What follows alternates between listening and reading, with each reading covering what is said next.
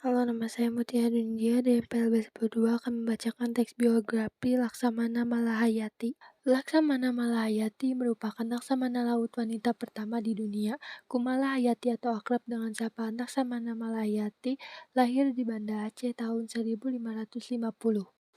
Ia merupakan keturunan Kesultanan Aceh. Kakeknya bernama Muhammad Said Shah dan ayahnya bernama Mahmud Shah yang merupakan salah satu laksamana angkatan laut. Kecintaannya terhadap laut mewarisi dari ayahnya. Pendidikan Laksamana Malahayati. Ketika dia berusia 6 tahun, dia belajar baca tulis Al-Quran. Saat usianya 8 tahun, dia belajar agama kepada Tengku Jamaluddin Lamkar yang merupakan seorang pengasuh pondok pesantren putri. Setelah ia berusia 10 tahun, ia memperdalam ilmu agamanya dengan belajar ke Daya Inong untuk memperdalam ilmu fikih, akidah, akhlak, dan bahasa Arab. Ia juga sering menggunakan waktu luangnya untuk belajar bahasa asing seperti bahasa Inggris, Spanyol, Portugis. Berawal dari kesukaannya belajar bahasa asing, ia menjadi figur perempuan yang mampu menguasai bahasa Arab, Inggris, Spanyol, dan Portugis dengan baik.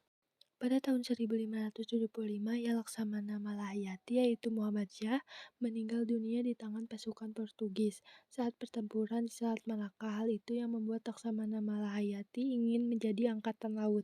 Malahayati mengusulkan kepada Sultan Aceh untuk membentuk pasukan yang terdiri dari janda prajurit Aceh yang gugur.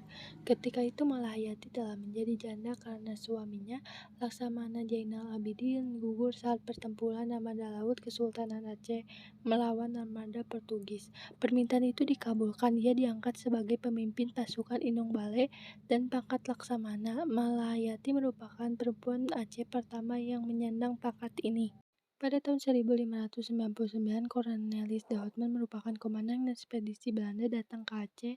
Awalnya disambut dengan baik oleh Sultan, namun Cornelis de Houtman malah menghina Sultan, membuat kekacauan, dan melakukan penyerangan di Aceh. Malahayati langsung memimpin pasukan Inong Bale. Sekitar 2.000 pasukan Inong Bale berperan melawan kapal-kapal benteng-benteng Belanda pada tanggal 11 September 1599 untuk melakukan penyerangan terhadap pasukan Belanda.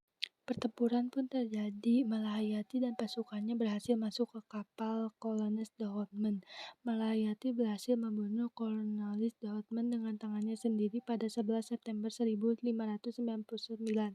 Pertempuran tersebut dimenangkan oleh pasukan Aceh. Pada tahun 1600, Belanda yang dipimpin oleh Paulus van Kandel kembali membuat ulah dengan merampok kapal pedagang Aceh. Malahayati yang marah memerintahkan penangkapan salah satu pasukan Belanda yaitu Frederik de Houtman yang ditangkap oleh Laksamana Malahayati, dan akhirnya pihak Belanda meminta maaf kepada kerajaan Aceh dan mengadakan perundingan pada tahun 1601.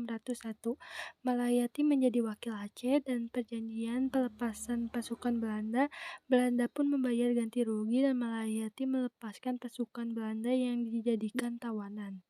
Keberaniannya yang terus ditunjukkan dalam peperangan mengusir Portugis dan Belanda, Laksamana Malahayati akhirnya gugur dalam pertempuran melawan armada laut Portugis di Teluk Ruang Raya. Jenazahnya dimakamkan di lereng bukit kota dalam sebuah kota nelayan kecil 34 km dari kota Banda Aceh. Kini nama Malahayati diabadikan sebagai nama perahu perang, universitas, dan beberapa jalan di Sumatera untuk mengenang jasa dan kehebatannya. Laksa Malahayati diberi gelar pahlawan nasional oleh Presiden Joko Widodo pada 6 November 2017 karena kehebatan yang dia miliki. Sekian teks biografi yang telah saya bacakan. Terima kasih.